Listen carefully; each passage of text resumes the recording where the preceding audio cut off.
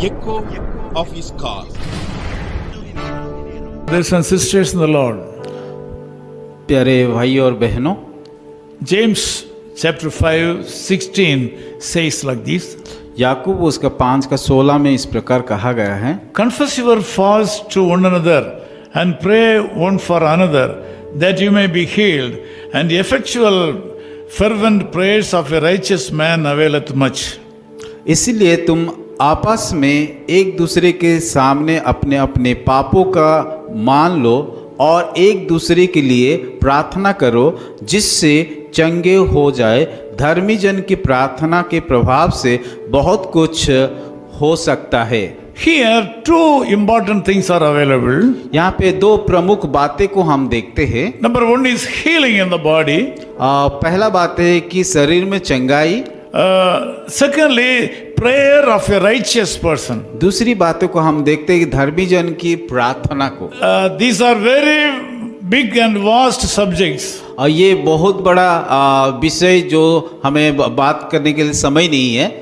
Healing from a sickness is a very big subject. और एक चंगाई, शरीर चंगाई को पाना भी बड़ा विषय है। Prayers of a righteous person is a vast subject. धर्मी जन का प्रार्थना भी एक बड़ा सा प्रसंग होता है। Who is a righteous person here?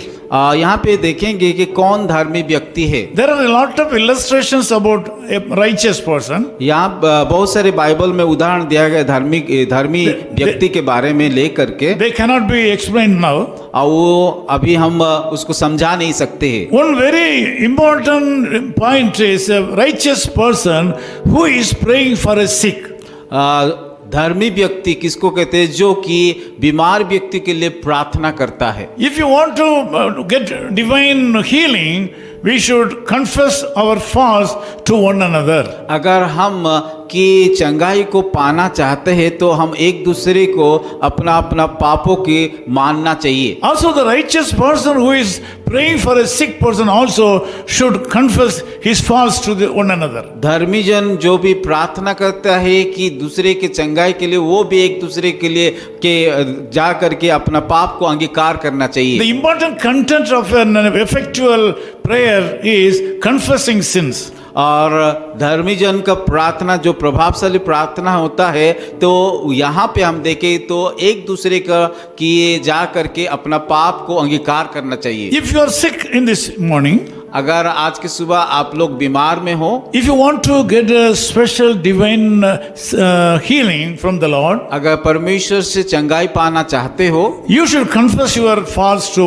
one another. आपका पापों को एक दूसरे के सामने जा करके अंगीकार करना चाहिए And pray for one another. और एक दूसरे के साथ प्रार्थना करना चाहिए। By that way you can be a righteous person. और उसके द्वारा आप धर्मी व्यक्ति बन सकते हो। Bible says the effectual fervent prayer of a righteous person availeth much. और यहाँ पे बाइबल इस प्रकार कहता है कि धर्मी जन की प्रार्थना का प्रभाव से बहुत कुछ हो सकता है। By this way you can be healed. और उसके द्वारा आप लोग चंगाई को प्राप्त कर सकते हो। Also you can pray for a sick person. आप की बीमारी लोगों के लिए बीमारी को चंगाई के लिए प्रार्थना कर सकते हो। You can get a healing from the Lord to a person who is already sick. और प्रार्थना के द्वारा परमेश्वर आप लोगों को चंगाई कर सकता है। I would like to pray with you now. मैं आप लोगों के लिए प्रार्थना करूंगा। Loving Father, we thank you for the brothers and sisters who are joined in this prayer. और धन्यवाद करते हैं खुदा, जितने लोग हमारे इस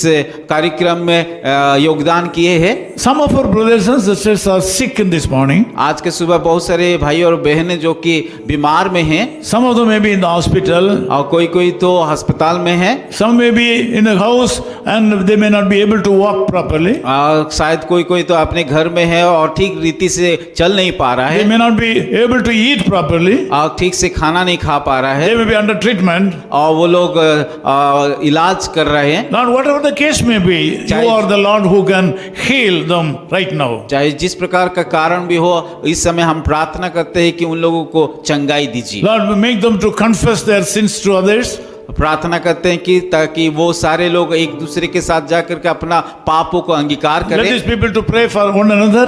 और ताकि वो एक दूसरे से प्रार्थना कर सके By that way they can be righteous person. और उसके द्वारा वो लोग धर्मी व्यक्ति बन सकते By हैं that way you can hear their prayers and bless them and heal them. और उसके द्वारा आपका प्रार्थना भी सुना जाएगा I speak prosperity and blessing upon these और people. इन सारे भाई और बहनों के ऊपर आपका आशीष को मांगता हूँ Thank you Lord for hearing our prayers. धन्यवाद करते हैं हमारा प्रार्थना को सुनने के लिए In Jesus' name we pray. यीशु मसीह के नाम से प्रार्थना करते हैं Amen. आमीन of his call ministry is 10 Muhammad Abdullah 2nd Street, opposite International Cricket Stadium, Chepauk, Chennai 600005, India.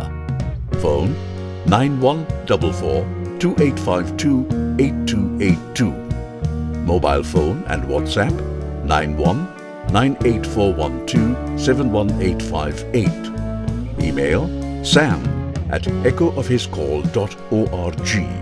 Website www.echoofhiscall.org. God bless you.